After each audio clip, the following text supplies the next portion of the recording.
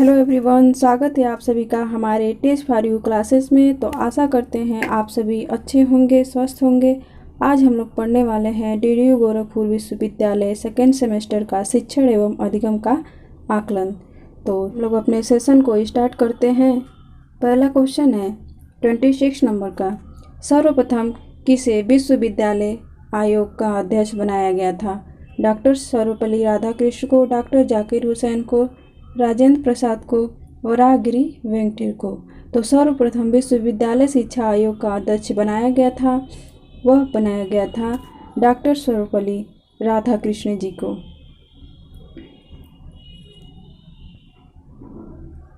अगला क्वेश्चन है 21 वर्ष भारत सरकार ने ग्रामीण उच्चतर शिक्षा समिति ने ग्रामीण शिक्षा का विश्वविद्यालय शिक्षा आयोग को सौंप दिया था। ऑप्शन है 1954 में, 1955 में, 1960 में या 1965 में। तो 77 नंबर का राइट आंसर हो जाएगा कि 1954 में किया गया था। अगला क्वेश्चन है विश्वविद्यालय शिक्षा आयोग की सिफारिश के आधार पर विश्वविद्यालय अनुदान आयोग का गठन किया गया था 1953 में, 1955 में, 1960 में या 1965 में। तो राइट आंसर हो जाएगा विश्वविद्यालय शिक्षा आयोग की सिफारिश के आधार पर विश्वविद्यालय अनुदान आयोग का जो गठन किया गया था वह किया गया था 1953 में। तो राइट आंसर हो जाएगा विश्वविद्यालय आयोग की सिफारिश के आधार पर विश्वविद्यालय अनुदान आयोग का गठन किया गया था 1953 में, 1955 में, 1966 में या 1965 में। तो राइट आंसर हो जाएगा 1953 में। अगला क्वेश्चन देखते हैं किस वर्ष भारत सरकार ने माध्यमिक शिक्षा आयोग मुदालियर कमीशन की स्थापना किया था? अर्थात माध्यमिक शिक्षा आयोग जिसका नाम मुदालियर कमीशन भी है उसका स्थापना कब हुआ था?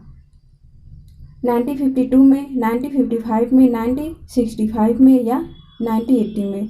तो माध्यमिक शिक्षा आयोग का स्थापना हुआ था वह हुआ था 1952 में। अगला क्वेश्चन देखते हैं भारत सरकार ने किस एक प्रस्ताव के द्वारा विश्वविद्यालय अनुदान आयोग अर्थात यूजीसी के तत्कालीन की कोठारी की अध्यक्षता में आयोग कोठारी कमीशन की नियुक्ति की थी? 14 जुलाई 1964 को, 15 जुलाई 1965 को, 14 अगस्त 1964 को या 15 अगस्त 1965 को। तो राइट आंसर हो जाएगा 30 नंबर का कि 14 जुलाई 1964 में कोठारी कमीशन का नियुक्ति किया गया था।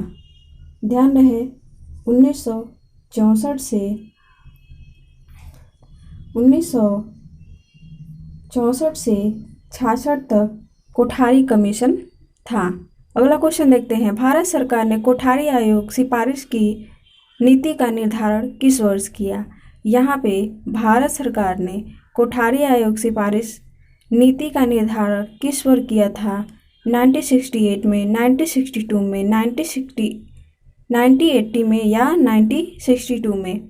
तो भारत सरकार ने कोठारी आयोग का जो सिफारिश नीति निर्धारण किया था वह किया था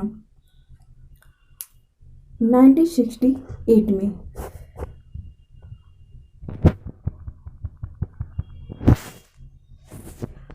इसी क्रम में अगला क्वेश्चन देखते हैं कि किस वर्ष केंद्र की जनता सरकार ने राष्ट्रीय शिक्षा नीति का मसौदा अर्थात प्रोटोकॉल गया था? किस वर्ष केंद्र की जनता सरकार ने राष्ट्रीय शिक्षा नीति का मसौदा अर्थात प्रोटोकॉल गया था? वो था 1979 में या 1980 में या 1982 में, 1985 में। तो 79 में। भारत के प्रधानमंत्री राजीव गांधी ने शिक्षा नीति एजुकेशन पॉलिसी से परिवर्तन कर शिक्षा नीति नेशनल एजुकेशन पॉलिसी NEP किस वर्ष बनाई? भारत सरकार के प्रधानमंत्री राजीव गांधी ने शिक्षा नीति अर्थात एजुकेशन पॉलिसी से परिवर्तन कर शिक्षा नीति अर्थात राष्ट्रीय शिक्षा नीति किस वर्ष बनाई? 1986 में, 1985 में, 99 में या 1995 में? तो राइट आंसर हो जाएगा कि NEP का जो स्थापना हुआ था वह हुआ था 1986 में।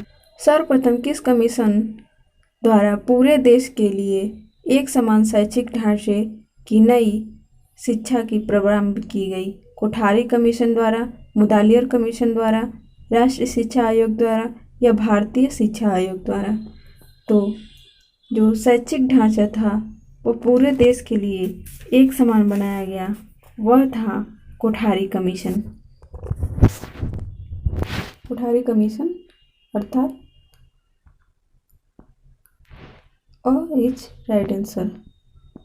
किस वर्ष 8 सदस्यीय राष्ट्रीय सलाहकार समिति का गठन किया गया है? 1 मार्च 1992 से। क्वेश्चन देखते हैं, किस वर्ष प्राथमिक स्कूलों में सुविधाएं उपलब्ध कराने के लिए ऑपरेशन ब्लैक कार्यक्रम शुरू किया गया था? 1987 में, 1985 में या 1990 में या 1995 में? तो ऑपरेशन ब्लैक बोर्ड आया था वह 1987 में। Is right answer. अगला क्वेश्चन देखते हैं, शिक्षा स्वस्थ शरीर में स्वस्थ मस्तिष्क का निर्माण करती है, किसका कथन है? स्वामी विवेकानंद का, स्वामी दयानंद सरस्वती जी का, अरस्तु का या राजा राम मोहन राय का?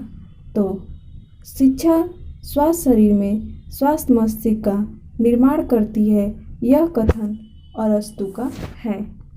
अगला क्वेश्चन देखते हैं कि शिक्षा के महत्वपूर्ण उद्देश्य के रूप में चरित्र निर्माण को किसने प्राथमिकता प्रदान की थी? तो बताइए आप सभी, स्वामी विवेकानंद ने, रविन्द्रनाथ टैगोर जी या महर्षि अरविंद जी या महात्मा गांधी ने? तो राइट आंसर हो जाएगा महात्मा गांधी जी ने। अगला क्वेश्चन देखते हैं, बालक का मस्तिष्क कोरी स्लेट की तरह है, अर्थात बालक का मस्तिष्क कोरी स्लेट की तरह है, यह कथन किसका है? रूसो का, जॉन एडम्स का, सुकरात का या अरस्तु का? तो यह जो कथन है यह है रूसो का। अगला क्वेश्चन देखते हैं, परिवार शिक्षा का सर्वोत्तम स्थान है और बालक का प्रथम विद्यालय है, यह कथन किसका है? परिवार शिक्षा का सर्वोत्तम स्थान है और बालक का प्रथम विद्यालय है, यह कथन किसके द्वारा कहा गया था? तो 40 नंबर का राइट आंसर हो जाएगा कि परिवार शिक्षा का सर्वोत्तम स्थान है और बालक का प्रथम विद्यालय है, यह कथन सुकरात के द्वारा कहा गया है। अगला क्वेश्चन देखते हैं, वर्तमान समय में शिक्षा के कौन कौन से रूप प्रचलित हैं? औपचारिक, अनौपचारिक या निरौपचारिक? तो औपचारिक में हमारे विद्यालय, पुस्तकालय यह सभी आ जाएंगे, जबकि अनौपचारिक में परिवार, समाज यह सभी आ जाएंगे। तो इस प्रकार से प्रेजेंट टाइम में हमारे सभी प्रकार के एजुकेशन चल रहे हैं। तो राइट आंसर हो जाएगा द। अगला क्वेश्चन देखते हैं, शिक्षा के औपचारिक साधन हैं विद्यालय, पुस्तकालय, परिवार, समाज या संग्रहालय?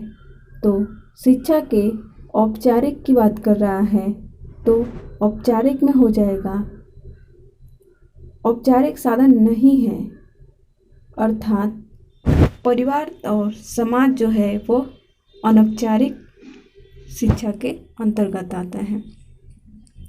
निरौपचारिक शिक्षा अर्थात नॉन फॉर्मल एजुकेशन के विभिन्न साधनों के किस आयु वर्ग के दबाव डाला गया है?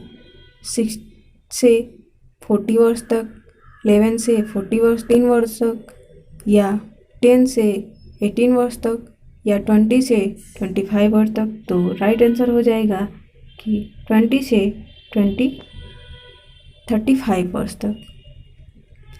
अगला क्वेश्चन देख, वैदिक कालीन शिक्षा संबंधित है रामायण से, वेदों से, कुरानों से या बाइबल से। तो वैदिक कालीन शिक्षा संबंध है जिसका संबंध वेद से है।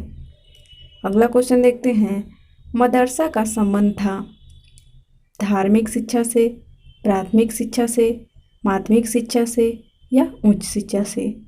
तो मकतब और मदरसा यह दो होता है, जिसमें मदरसा होता है वह उच्च शिक्षा के लिए होता है, प्राथमिक शिक्षा होता है। तो अगला क्वेश्चन देखते हैं, उद्देश्य केंद्रित परीक्षा होता है वस्तुनिष्ठ, निबंधात्मक, दोनों या इसमें से कोई नहीं। तो यहाँ पे कह रहा है कि उद्देश्य केंद्रित परीक्षा जिस प्रकार से आप सभी वस्तुनिष्ठ परीक्षा देते हैं, जिसमें कि क्वेश्चन वस्तुनिष्ठ तरीके से होता है, और निबंधात्मक इसमें कि लॉन्ग आंसर लिखना होता है। तो दोनों ही उद्देश्य के लिए सहायक हैं, इस कारण राइट आंसर हो जाएगा दोनों। अगला क्वेश्चन है, मापन का कार्य है सस्फल्य, पूर्व कथन, निदान या उपर्युक्त सभी। तो राइट आंसर हो जाएगा उपर्युक्त सभी। अगला क्वेश्चन देखते हैं, मापन का शिक्षा में महत्व है शिक्षण विधि बनाने में, मूल्यांकन करने में, योग्यता की मात्रा जानने में, उपर्युक्त सभी में। तो मापन का शिक्षा में महत्व है वह है 48 नंबर का राइट आंसर हो जाएगा उपर्युक्त सभी। शिक्षण विधि बनाने में, योग्यता की मात्रा भी जानने में, मूल्यांकन करने में, यह सभी हो जाएगा। आगरा का ताजमहल किसने बनवाया? यह किस प्रकार का प्रश्न है? विकासात्मक, विचार उद्देश्यक, तर्क विधि या स्मृति संबंधी।